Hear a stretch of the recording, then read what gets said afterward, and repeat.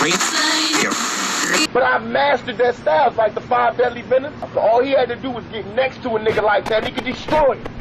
Believe in that, for real. We plan to take the same strategy we used with Death Row West, mind over matter, taking all our weaknesses and making it into our strength.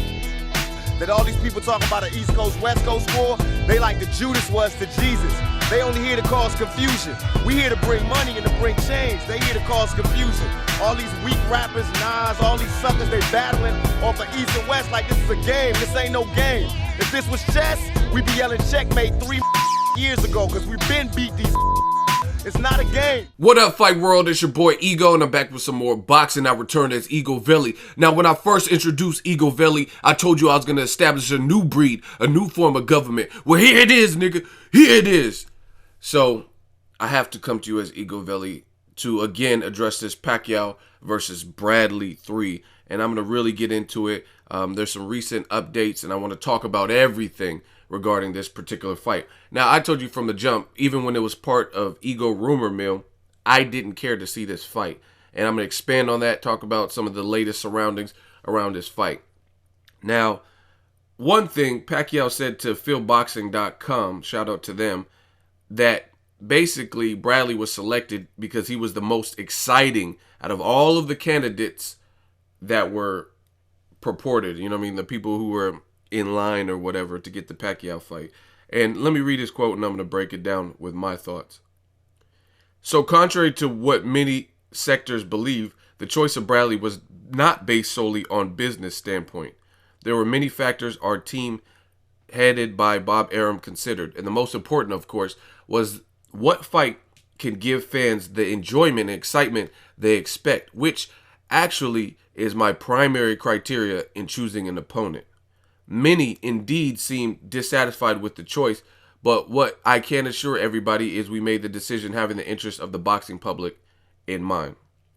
Now, that's already a problem when the fighter is doing an interview and saying many indeed seem dissatisfied.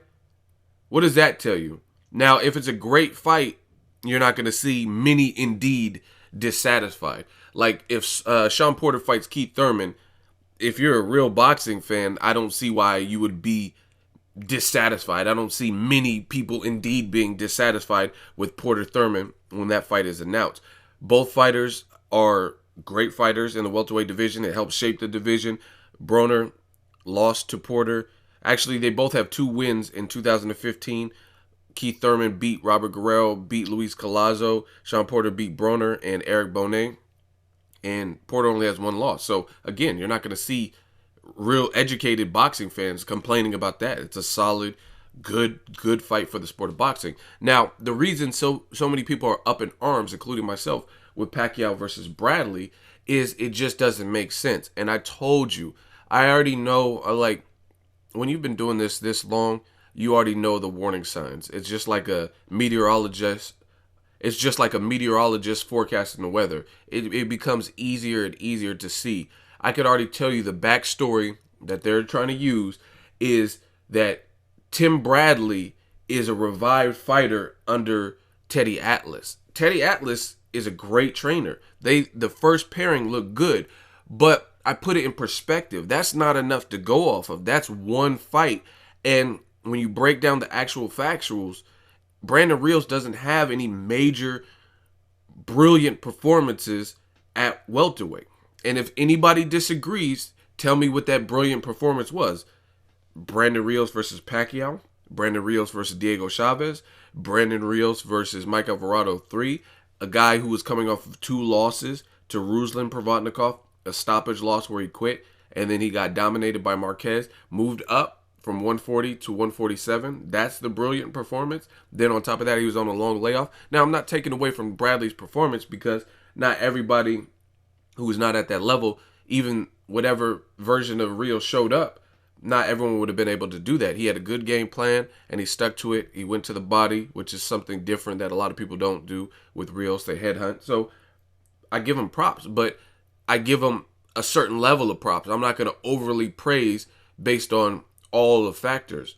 Rios is a great fighter. He's a great guy, but he wasn't the top of the division. You know what I'm saying? He doesn't even have like a major win. Like Keith Thurman can at least say I beat Robert Guerrero. You know what I'm saying? Or Sean Porter could be like I beat Broner and I fought Kell Brook. You know what I'm saying? We never seen Rios in there with like a guy, top level guy like Pacquiao, and it was competitive. Sean Porter versus Kell Brook, at the very least, I had Brook winning, but he was at least competitive in there with him.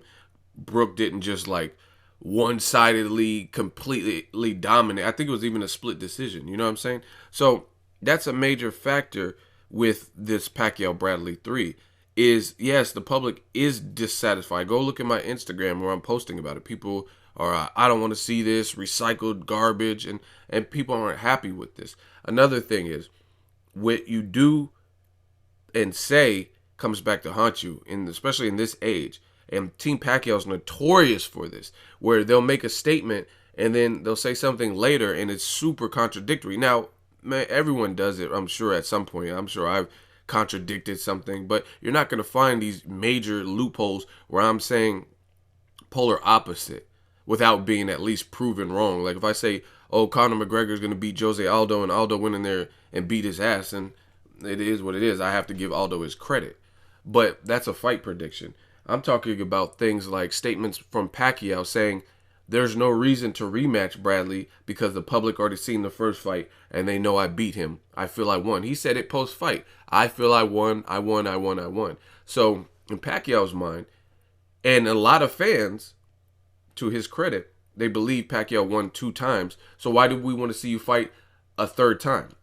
Going beyond that, how is that the most lucrative and exciting option when you've already, along with HBO, did a great job of pleading your case from the first fight and stating that you were basically robbed and it was one of the worst decisions in boxing. So you've basically promoted and pushed the notion and the narrative that the first fight was a robbery.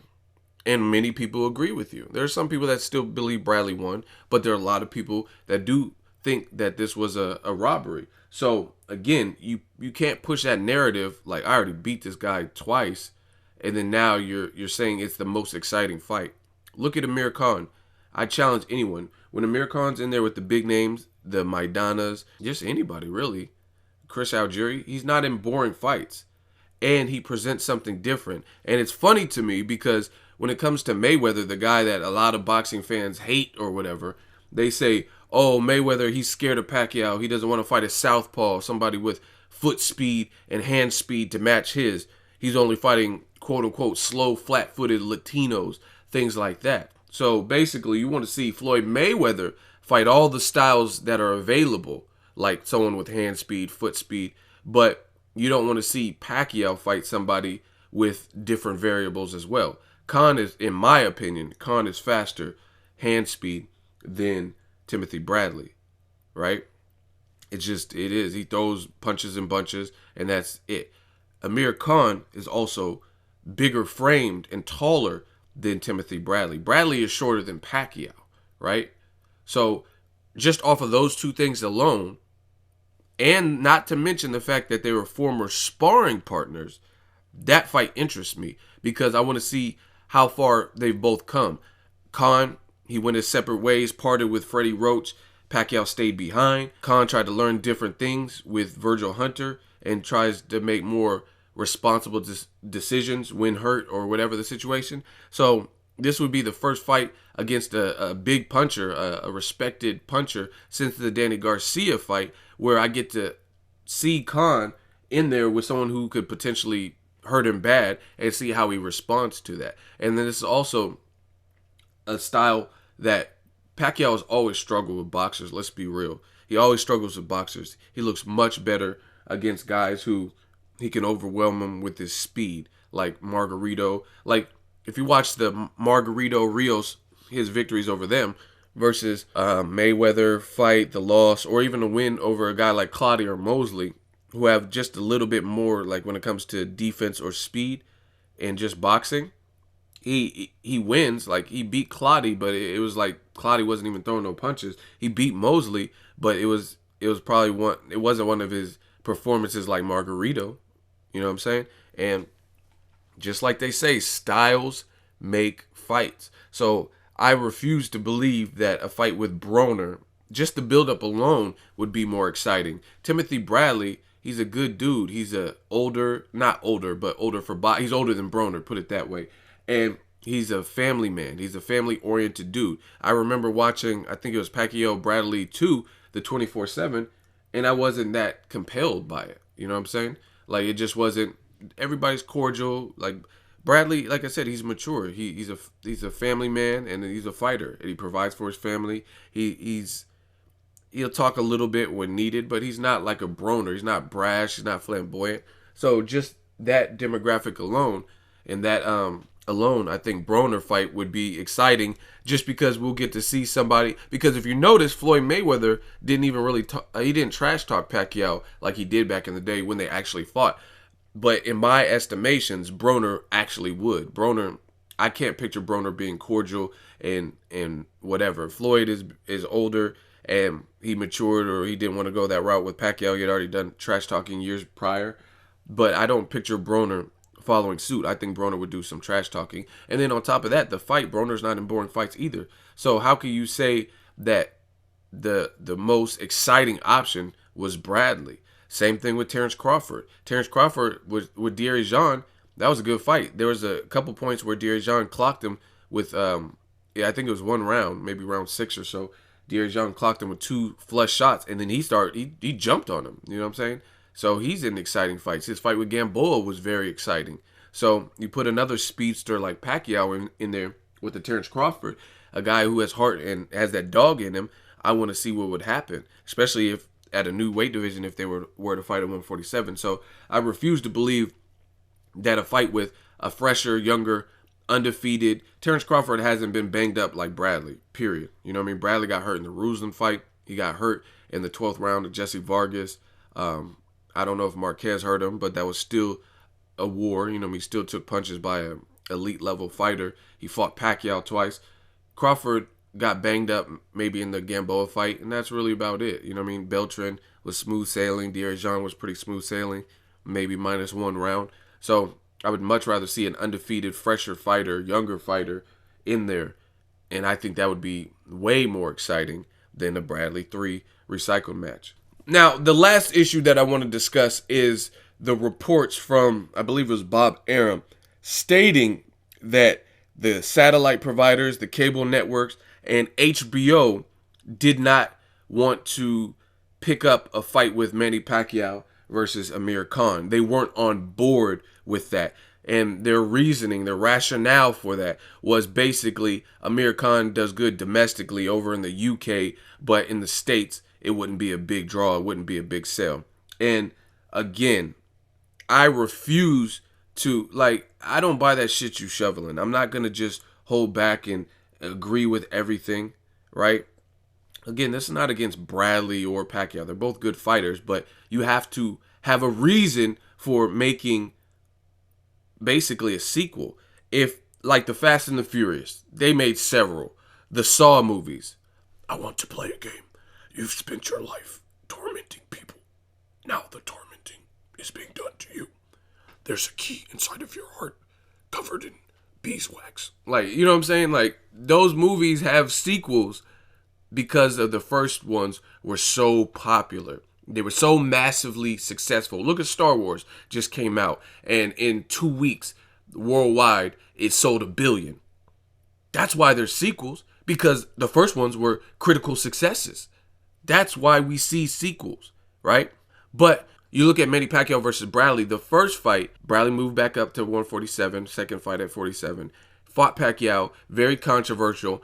I think it did about 890,000 pay-per-view buys.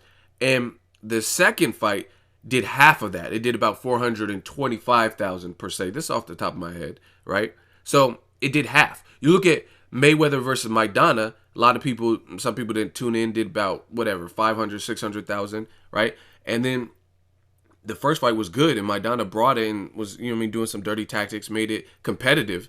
And he rematched Maidana, and that one did better. It did better than the first fight. It pushed almost 1 million, 890,000, 900,000, somewhere in that neighborhood, right? So that's my point. You see, if it's a good first fight, right, and there's no controversy and people don't feel swindled, then the sequel usually does better. You know what I'm saying? The people that watch Eric Morales versus Marco Antonio Barrera, the first one, and realize what type of war it was, they tune in for the second one. Like, oh, I can't miss this. You know what I mean? Mexico City versus Tijuana, count me in. Brandon Rios versus Mike Alvarado. The first one was a banger. So people tune into the second one. You know what I mean? Gotti Ward. People tune in for the additional sequels. But you've seen a dip in Pacquiao Bradley, and I think it has something to do with the fact that many people believe Pacquiao won.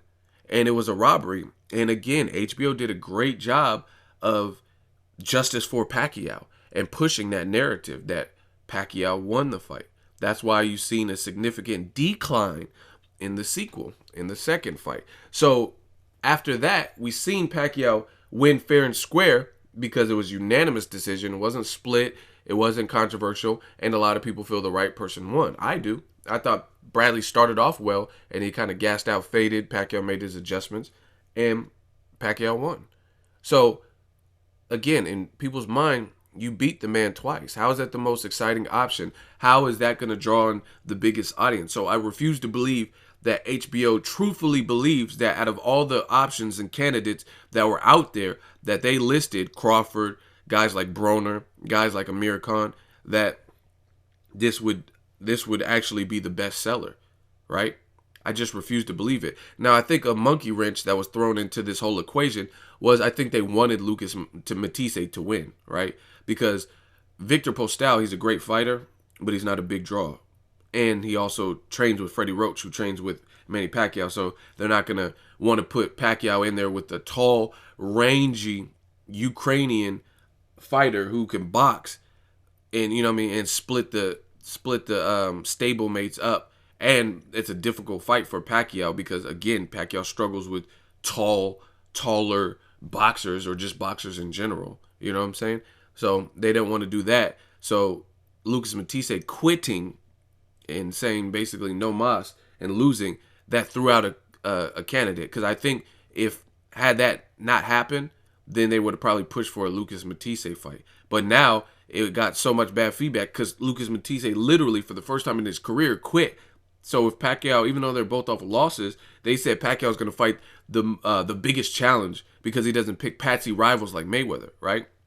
So if he were to fight Lucas Matisse, who quit for the first time in his career, we don't know where his head's at, and he got stopped for the first time in his career, then that's not a good look, right? So that threw a whole monkey wrench. But you pick Bradley and say that Amir Khan can't sell? I just refuse to believe that. Like, this is just me. I used to live in England, but I haven't lived there in years. So you guys who are from the UK, you drop it in the comment section. But from what I heard, a lot of people in the UK, it's a mixed bag. Like some people love Khan, some people hate Khan, right? Just depends on who you're asking. So to say that he only is popular in the UK, I think that's false. I think he has a very solid fan base in the States. People at least know who he is. They know his name. He's been on Spike TV. He's been on HBO when Heyman fighters were allowed there. He's been on Showtime. You know what I mean? He's been on these major platforms. And he has a mouthpiece and an exciting style. So to say that nobody wants to see that or it wouldn't sell, I wholeheartedly disagree because I think Amir Khan versus Pacquiao